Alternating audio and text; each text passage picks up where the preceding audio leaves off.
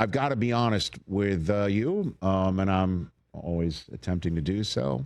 I am buzzing this morning. I am overwhelmed with emotion and appreciative of the reaction to my appearance on SportsCenter last night on ESPN after the Monday Night Football game. First time in 22 years that I've hosted the program. This opportunity afforded to me, courtesy of the executives at ESPN and Disney. Dave Roberts is an executive there who has been all over this show and me for the last couple of years, for a few years, trying to get us. And he was the one who suggested to me, in support of this show's move to Disney Plus on September 2nd, and the ESPN app and ESPN Radio as well. And by the way, a lot of you who are listening to us right now will be able to hear us on the station you're listening to us right now in the fall. And our SiriusXM station is going to switch to the ESPN station starting September 2nd. And those of you who have been kind enough to watch us on the Roku channel over the last 3 years, guess what? Disney Plus is available on the Roku platform. So we'll still be available to you to watch. But to promote our move, Dave Roberts said to me a few weeks ago, do you want to do a SportsCenter? And that's like asking, to use the Disney Plus parlance, a princess if she wants to build a snowman.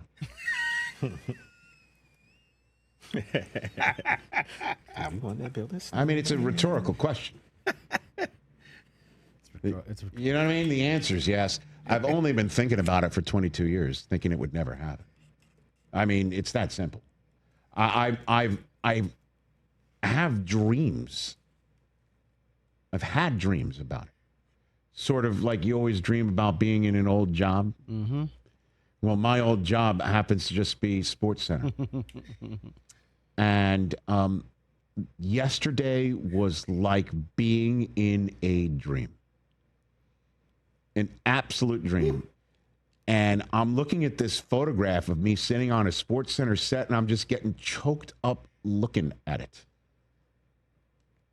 I can't believe it. It's wild. It is nuts. And the idea,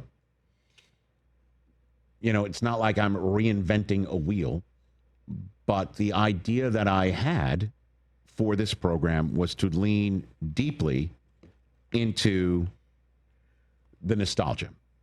And while I was away last week, I Zoomed with the producing team that ESPN fixed me up with. Tom Delacorte is somebody who was part of the producing team last night, and he said to me, I handed you shot sheets years ago. I want to get some other names out here. Evan Anderholm, Andrea Pelkey, Brian Kimberly, the director, last night. The four of them were Zooming, and I said to them, would you mind if we use the old SportsCenter music and graphics, and I write an old school open to the program? And that's me writing it right there. Wow, look at me at a computer. By the way, I don't mind the posture right there. I'm feeling pretty good. Feeling pretty good about it. Yeah. I mean, what was in the bowl there wasn't very healthy, but listen. And the answer that I got back was, it's funny. Tom says, it's funny you mentioned the old school music and the graphics, because we thought, we were just talking about when you're saying hello at the top, that we have the lights down like the old school SportsCenter where you bring it up and you say hello. So it kind of plays into it. Let me see. And I'll be straight up with you, because I'm still working through the past. And I thought to myself, is it possible that some of the old ways of doing things wasn't like, yeah, let's do the old way of doing things. But the old way of doing things, it would be like, that's not what we do around here anymore. So we're not doing the old graphics anymore. That's gone. It's in mothballs. You're just coming out of them, not the graphics, Rich, not the music, Rich, not any of that. It's in that vault in Indiana Jones. Right? In the back. Yeah, it's been put away. At the end, it's been put away with the Ark. You know, and I got, part of me was like, please don't say no to this. Please don't kick it up and it comes back. No. The answer came back with Tom Delacorte. He texted me a video of his computer screen. He's like, got the music. And I hit play. And in the animation, I'm getting choked up. I saw it. And I'm like, wow. This is going to happen. And I am going to freaking dive in cannonball in this old school hot tub time machine. And I'm gonna do it like the old way. And the producing team was so all in on it. So all in on it. I did not know that when we were going to do the highlight of the Monday night game that we followed, that they were going to play the Chris Berman NFL primetime music. Right. Didn't know that. They surprised me with that. Didn't know that they were going to, well, I knew going into the show Monday night, but I didn't know at the time, throughout the weekend, they were going to start digging into some old SportsCenter music. I mean, and SportsCenter commercials. Yeah. Didn't know that they were diving into my old shows to find an old moment that might stick out. Had no idea that I did the highlight of Mo Lewis blowing up the innards of Drew Bledsoe and out trots Tom Brady. And you're just like, and here comes Tom Brady. Yeah, the University of Michigan. Like, no one's ever heard of this guy. I did that highlight on the Sunday night SportsCenter of week 2 in September of 2001 after the NFL came back from, we all know what happened in September of 2001. It was awesome. It was a dream. I can't believe it happened. Susie was at home with the kids. Oh, I was texting her. She videoed the show open. And she showed me today, hey, this is what it was. And I hadn't seen it back yet.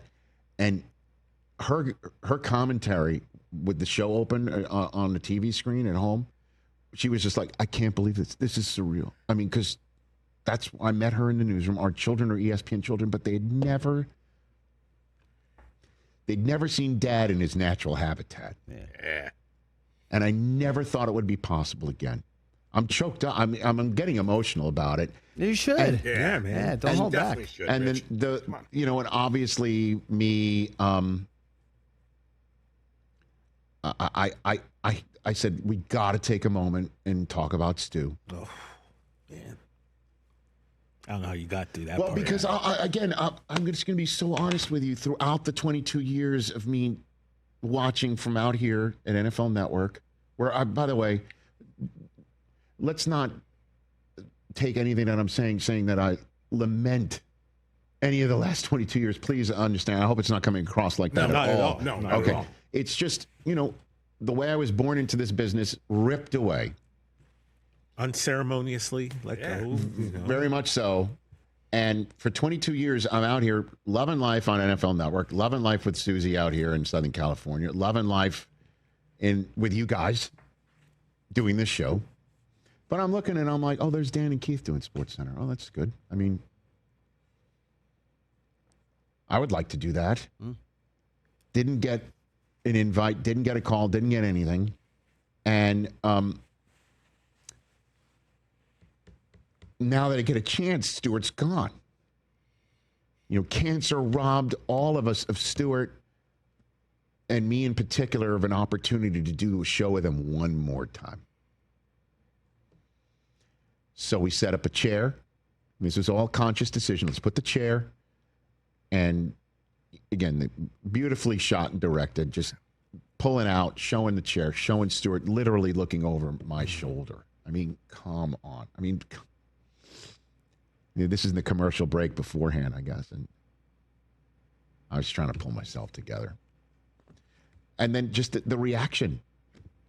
It was amazing. From people feeling just as emotional about seeing all of this stuff. This hit a chord.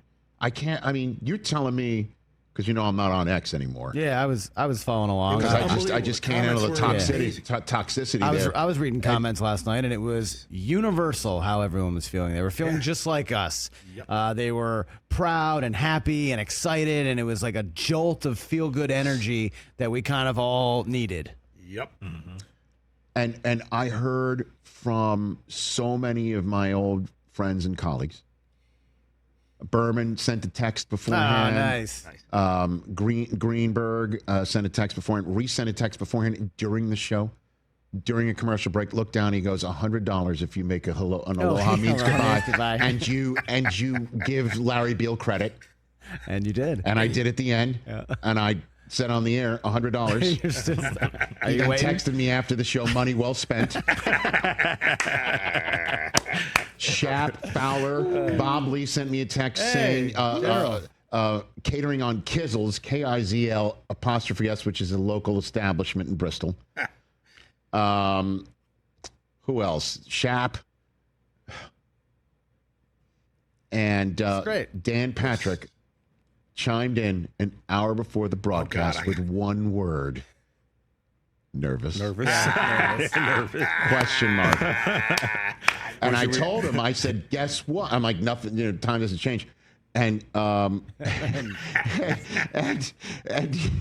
he responded with like a smile or whatever. And I'm like, guess, and part of this process is, I want to find out the exact date of my last SportsCenter and with whom. And they told me it was May 28th, 2003, and it was with Dan. And so that was part of the top 10 list of top 10 moments, NFL moments, since I left ESPN and since I was with NFL Network. And they put a shot of Dan behind me and Dan from that set behind me. Steve Levy reached out. How did it feel to be back in the chair? I'm like, it felt great. I texted him. I'm just glad I didn't have to talk about Matthew Stafford's disc. And he texted back. He texted back the gift that keeps on giving. So it brought like all of us back together because we feel a certain kinship from back in the day. And last night was a nice dose of nostalgia that clearly fans appreciated.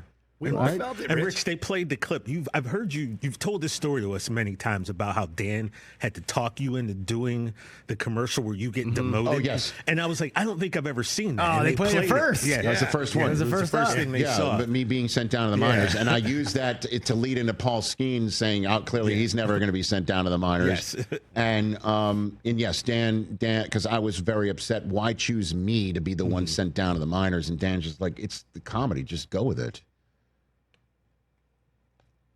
Gus is on the line?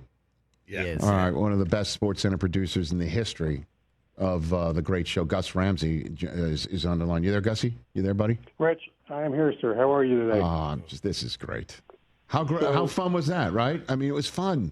It was fun. Let me tell your audience something that they don't know, and then let me tell something that you don't know. Okay. Did you know? We had to say, did you know? Did you know? Okay. Sorry, Gus. Go for it. What you did last night was not easy. Just because you've been on television for the last 22 years, it is not the same job, what you did last night compared to what you do every day with your great show, with your guys, and what you do every Sunday during the NFL season. It's a different animal. And for you to slide right in there after 22 years and make it look like you have been doing the show every day for the last 22 years, as a guy who runs a sports broadcasting school and tries to teach people how to do this, it was remarkable how seamless all of that was. Thank you, Gus. Second point, your guys there told you how Twitter reacted. You got a bunch of texts from fellow on-air people. Yeah. There's an ESPN Old Timers Facebook group page. And the other group of people who were moved by last night were the former employees and people who were there in the late 90s, which, for a lot of us was the heyday of SportsCenter. And the number of people who were emotional just from the old tees rolling and you tracking it, that was emotional for people on top of the Stu stuff and all the other stuff. But there's so much appreciation for the people who were in the trenches with you back in the day, that just the fact that you could do an old school tease and make people cry is pretty remarkable. And I never stay up past midnight anymore, but I did. And my wife is usually asleep by 9 o'clock, and she did. And when you did the tribute to Stu, we're both sitting in bed crying, and she goes, "That wasn't fair." And I said, "Yeah, but it was damn beautiful." So congratulations on an incredible evening, sir. Thank we you, love Gus. you, and it was awesome for everybody. Wow. Yeah. This is making my Here, day, here. Gus, that from you, it's the highest praise possible. And of course, I called Gus beforehand to tell him I was going to do a Stu tribute. And we went over, I just wanted to make sure that I got the catchphrases. I wasn't missing anything. Because Gus, you work with Stu back in Orlando in his local TV days. So And this means the world. It means the world. I texted the daughters and his ex-wife, Kim, and let them all know that you were going to be doing that, and made sure that they all got to see the clip, whether it was they stayed up last night or got to see it today. And they were certainly very appreciative of you doing that as well. So, Yeah, I heard from well done, Susan. sir. Thank you. I heard from Susan Scott as well in the commercial break. I might add. Dropping a Pookie and Ray Ray. That was just Hold on a minute. excellent, man. Don't forget the and them. Yeah. Pookie, Ray Ray, and them. And them. Love you, Gus. Thanks for sharing that. sir. Thanks, buddy. See you, Gus. Gus Ramsey. Bobby Gus. Put up the tweet. This is Susie found this one. From J.O. tweets, "I've got a fever, and the only prescription is more saxophone." Was the response to one of the many tweets about the show Yeah, open. there's just thousands Yeah, there were. yesterday. Yeah, it was great. I was having a good old time afterward. We were watching some show, and I'm just like, "What are you doing?" I'm like, "Oh, I'm reading all the Twitter about Rich." Everybody was just loving it. Listen, accuse me of caping. I don't care. But I just want this to be pointed out that the number of people that think that ESPN, when they take something in, is going to ruin it. I saw a bunch of that too. Hey, they're just going to ESPN it or whatever. I asked for the old music, the old graphics, the old everything, and the answer was, what else do you want to do? What else do you want to do? They leaned into it as much as I did, with a team of lead pipe wielding professionals who wanted to do it just as badly and just as well. Yeah. And I swear to you, inside the NBA is going to be the same thing. I feel it in my bones, which is why I mentioned it. Like, could you imagine if Stewart? Yeah. Oh. Was there with those guys? Right. Oh. Right? Mm-hmm. Yep. And Stewart with those guys? Oh. Screw it. I'll say it too. I heard from Ernie Johnson as well. You know what I mean? Like, Breen, it's just all a broadcasting family that's been around a while. And the most important part, too, again, on top of, forget my personal stuff, which I shared, and with Susie, it means a lot to us that Susie, yours truly, it means a lot to us that I could share this with our children. We could share it with them. My nephew, Jack Schuster, who was a little baby walking down the aisle, he saw his uncle do this stuff in his natural habitat for the first time. But above all, the fans. Your guys' reaction as fans. The people that I've heard from who are like, it made me feel great. And to share that's what broadcasting is, to do something that connects with the viewer and the listener in a visceral way that is similar to you and also collectively to a group of people. Like, what a blessing to do that. Blessing. Yeah. And the neat thing is I'm not going anywhere. They know where I live. Mm-hmm. And where we're going to live is with them. I got a feeling Rich ain't going to be the last. Yeah. You know what? Here's to the next time. But if that is the case, and I don't presume anything, but for the first time in 22 years, it's exactly what I dreamed of. Yeah. I dreamt of a moment that a collective group of production staff can do together for you, the fan. And the fact that it's as big of a conversation as it appears to be is just the cherry on top. Catch the Rich Eisen Show live weekdays from 12 to 3 p.m. Eastern on Roku Sports Channel in the U.S.